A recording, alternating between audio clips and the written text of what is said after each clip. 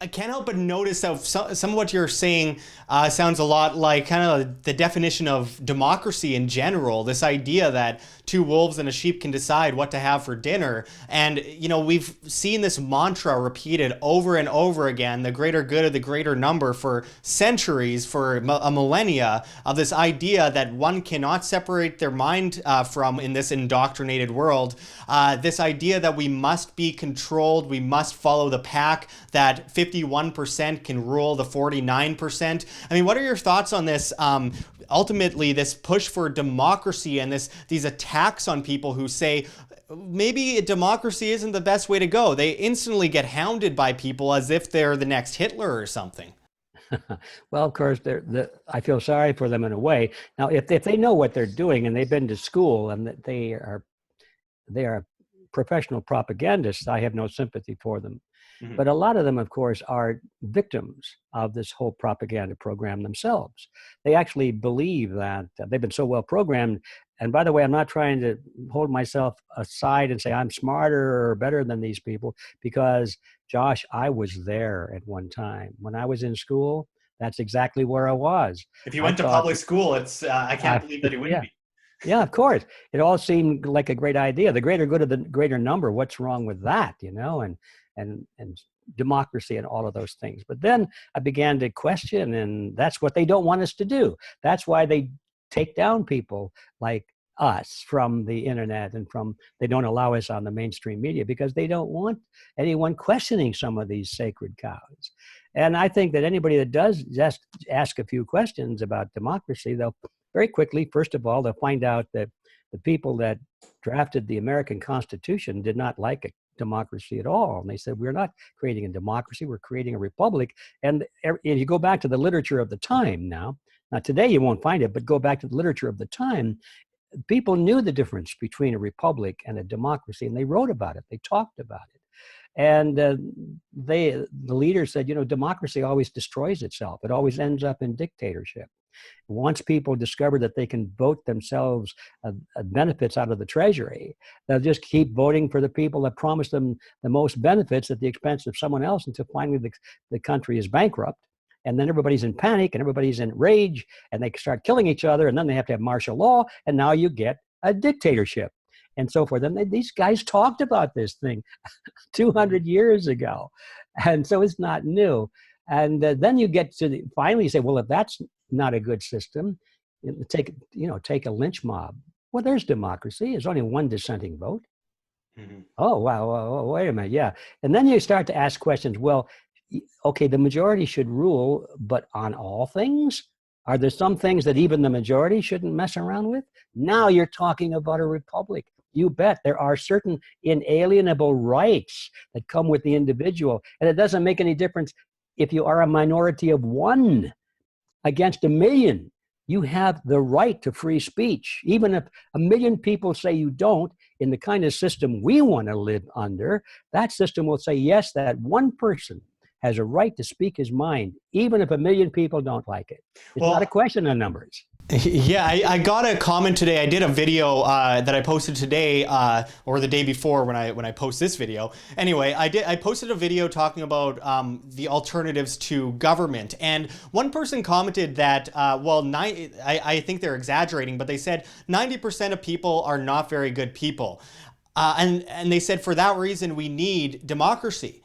And I thought, okay, so then 90% of government, who has now all the power and has guns to our head, they're full of bad people. Now they rule over us with all this power. I mean, how is that better than individuals making their own choices and letting their individual demand reign? And that's where it kind of plays into this issue of even the republic, because one thing that I noticed that the founding fathers of the United States didn't see in their ahead on the road, something they didn't see coming at them, was the fact that even when you have a small government, it will always grow like a cancer. It's like cutting off 95% of a tumor and leaving 5% left to just sit there. Eventually it's going to grow, and eventually it's going to continuously get bigger, just like a little bit of collectivism begets big collectivism eventually. So I wanted to hear your thoughts on this. I mean, from the voluntary, non-aggressive society standpoint, where do you stand on that? Like this idea that individuals can rule themselves in a private contract, private governed society? Well, that's a great question, Josh, and I'm glad you asked it. I hope that I have the presence to do a good job of the answer in a short period of time. I think the whole issue depends on our definition of the word government. That gets in the way. People, they don't know what a government is supposed to do. They think that a government is supposed to, as the word suggests, govern. That's what government is to do, is to govern. It's right built into the word. And if I were to ask 100 people, anybody here want to be governed? Well, most hands would say, stay down. Nobody wants to be governed. So then why would a person want a government when you know that that's what a government is going to do, is going to govern you? Well, that requires you think about, well, we don't mind being governed in some areas, but not in others. And so now we have to come to the question, well, what is the proper function of the state? If we can just remove the word government for the moment, get it out of the discussion, because it carries with it that overload of, well, it's supposed to govern. Let's get rid of that word, pretend like it never existed, and think of, well, what is this thing, this element we're talking about? Well, it's the state. It's the grouping of people who come together voluntarily. At least that's the theory. Some of them are forced to do so, but that's not the kind of state we want. We want the state that derives its consent from the governed. Okay, that's the sort of thing we're talking about. Most people want that kind of a state, where the consent of the governed is necessary. Now, that applies both to the state or to a private corporation. People say, well, if you have the state do it, it's going to be a government. No, not necessarily. If you have the state do it, it can be a government, or it can be like a private corporation, depending on how we create the state. We have the chance to create it any way we want. When we don't have a chance to create a government any way we want, because the purpose of the government is to govern, and we don't want that. So that's why I want to get rid of that word. The question now is the state. Can the state be beneficial, or is it always going to grow like pregnancy? Does it always go to full term? And my answer is, it need not be that way. Now, I admit, it has always been that way in history. And the reason is that nobody's ever asked the questions we are now discussing. Could it be any other way? Nobody's ever asked that question. Now, if you think that we can avoid having a militaristic government simply by having private corporations take care of our police function and our military action, this is absurd, because corporations have the same problem of governments.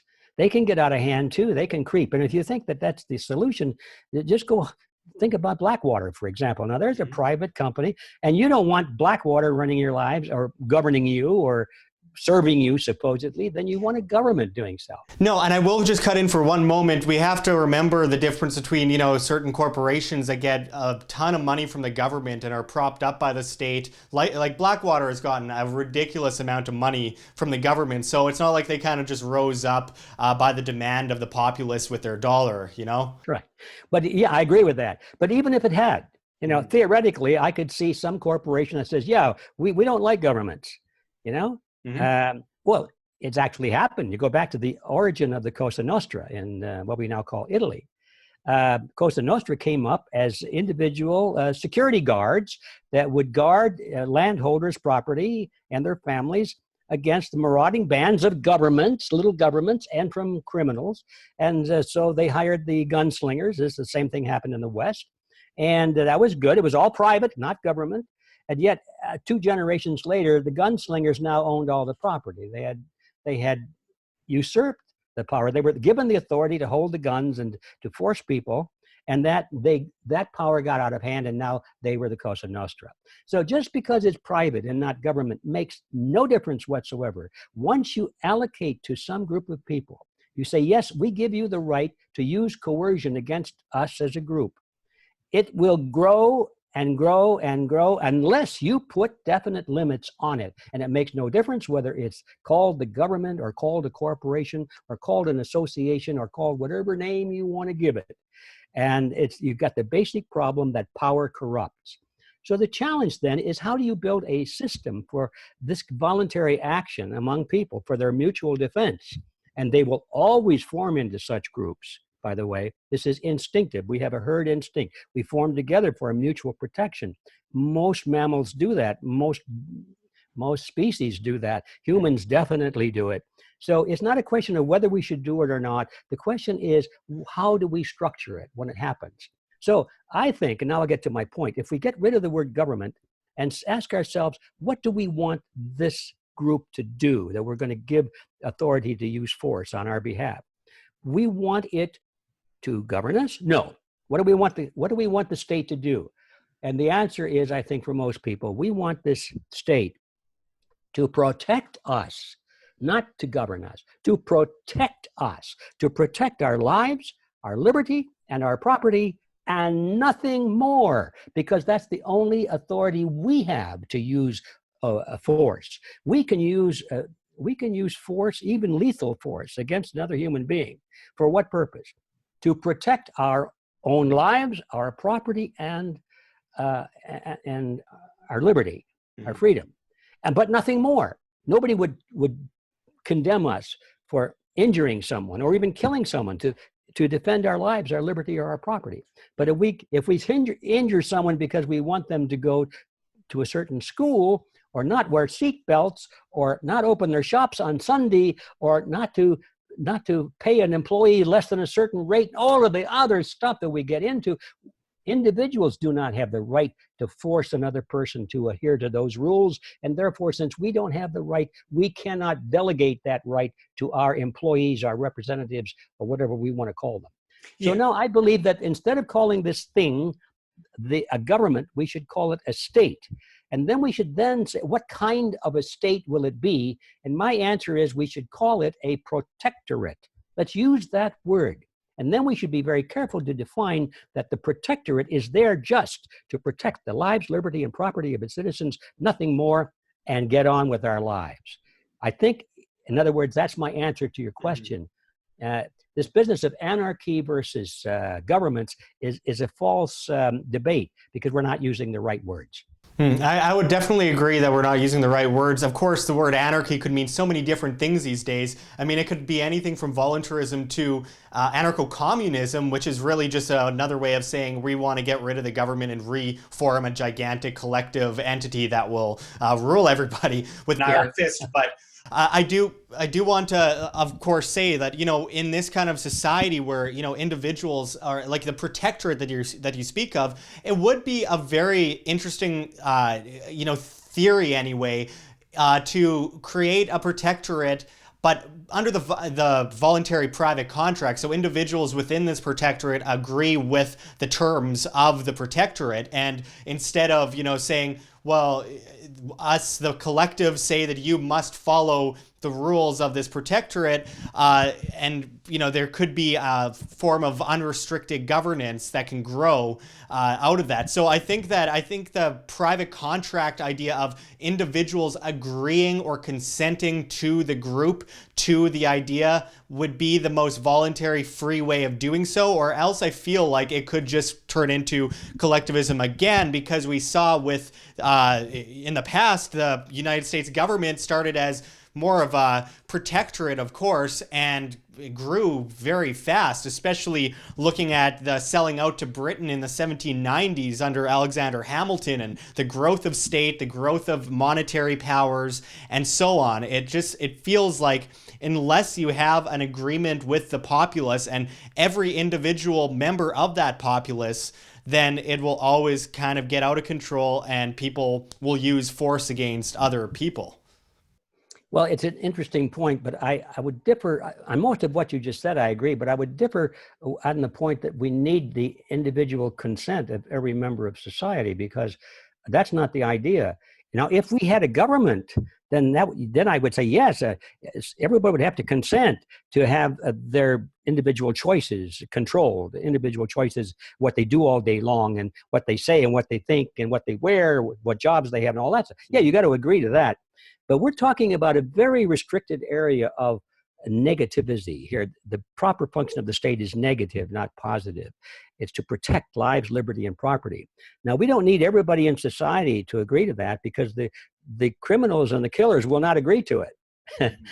So the idea is that we who form this state and create this compact will say that those are the only areas where we can override somebody else's individual choices. Is if they start to take our lives, liberty, and property, then we don't care whether they agree or not.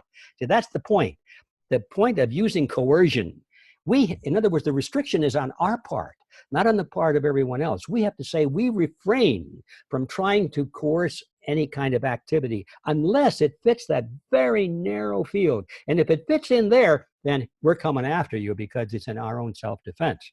Mm-hmm. Now, I agree on this point, Josh. You do still have to spell a lot of things out, because we know how human nature is, and how you can twist words and intentions, and you can say, well, yeah, what is liberty after all? Does that include privacy, the liberty to display yourself naked in public, and get into all things? So you do need to define, and the more detail you can go into, the better off you are. But eventually you come to the point where there'll always be some gray areas, and that's why we have courts, is to resolve those things. Like what you see here, OM? Don't forget to check the links below. GoFundMe, Patreon. We can't do it without you. Any donation is very much appreciated, especially as we are so overwhelmingly demonetized by YouTube as they bring in the ADL to flag all of our content as hate speech. Also check our Bitcoin address in the description as well as on the screen for you to scan if you please.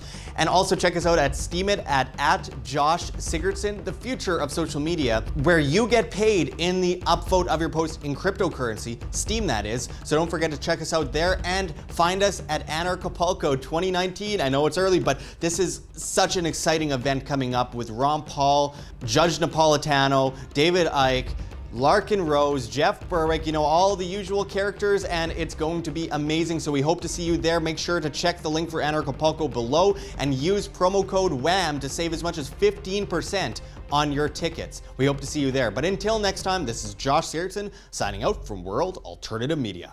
Find the truth, be the change.